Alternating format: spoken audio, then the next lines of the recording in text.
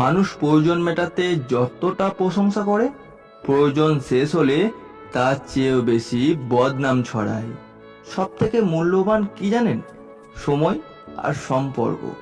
সময় তাকে দিন যে সময়ের মূল্য বোঝে, আর সম্পর্ক তার সাথে রাখা উচিত যে আপনার গুরুত্ব বোঝে। একটা অচেনা পথে কয়েকবার হাঁটলে সেই পথটি যেমন চেনা হয়ে যায়, কিন্তু মানুষকে যুগের পর যুগ ধরে দেখে আসলেও মানুষ চেনা বড়ই দায়। থেমে তো কিছুই থাকবে না, শুধু মনে থাকবে কিছু মানুষের ব্যবহার আর কথা। পুরুষকে কেউ কোনোদিন ভালোই বাসেনি, কারণ পুরুষ হলো চাহিদার মেশিন। চাহিদা মেটাতে পারলেই বেশ, আর না পারলেই শেষ। জীবনের পথ চলায় যারা একটুকু বেশি সরল, তাদেরকেই এই পৃথিবী সবচেয়ে বেশি আঘাত যন্ত্রণা দিয়ে ঠকায়। মানুষের ভিড়ে আমি একা, কারণ সবাই পাশে থাকে কিন্তু কেউ পাশে দাঁড়ায় না। কিছু মানুষ ক্ষণিকের জন্য আমাদের জীবনে আসে আর হঠাৎ করে ঘূর্ণিঝড়ের মতো চলে যায়, ধ্বংস করে দেয় সাজানো গোছানো মনের ঘর বাড়িকে। ভরসা রাখো, ধৈর্য ধরো, শেষটা সুন্দর হবেই। প্রত্যেকটা সূর্যাস্তের পর সূর্যোদয় হয়, নতুন দিন আসে। প্রতিটা মানুষই বহুরূপী। আমরা একজনকে ঠিক ততটুকুই চিনতে পারি যতটুকু সে আমাদের সামনে নিজেকে প্রকাশ করে। ভুল রাস্তায় গেলে যেমন সময় নষ্ট হয়ে যায়, ঠিক তেমনি ভুল মানুষগুলোর সাথে রিলেশন করলে নিজের জীবনটাই নষ্ট হয়ে যায়। সাদা কাপড়ে জড়িয়ে গেলে ভালোবাসা মানুষের অভাব হয় না। মানুষ সবচেয়ে বেশি কাঁদে তখন যখন তার বেশি কাছের মানুষটি কোনো কারণ ছাড়াই তাকে সবচেয়ে বেশি কষ্ট দেয়।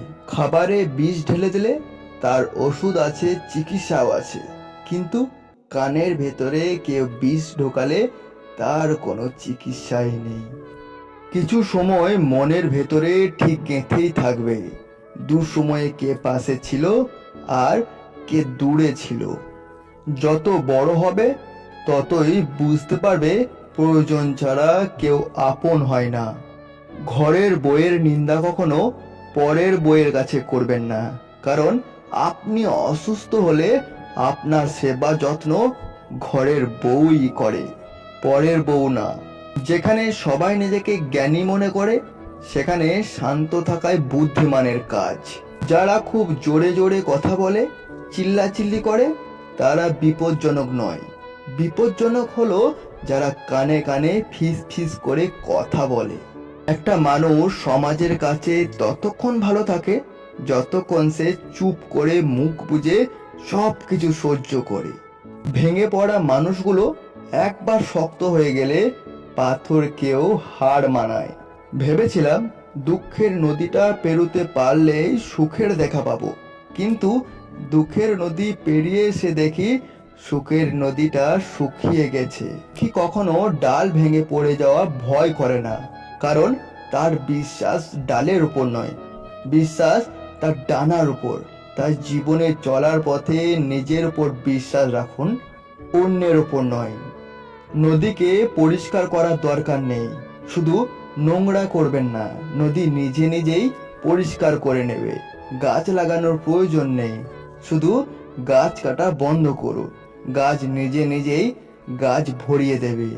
শান্তি রক্ষা করার প্রয়োজন নেই, শুধু অশান্তি করবেন না, শান্তি নিজে নিজেই ফিরে আসবে। তা বন্ধু, কেমন লাগলো এই কথাগুলো? যদি ভালো লাগে অবশ্যই কমেন্ট করবেন, এবং যারা নতুন দেখছেন তারা অবশ্যই চ্যানেলটিকে সাবস্ক্রাইব করে রাখবেন। অসংখ্য ধন্যবাদ, খুব ভালো থাকবেন ও সবাইকে ভালো রাখবেন।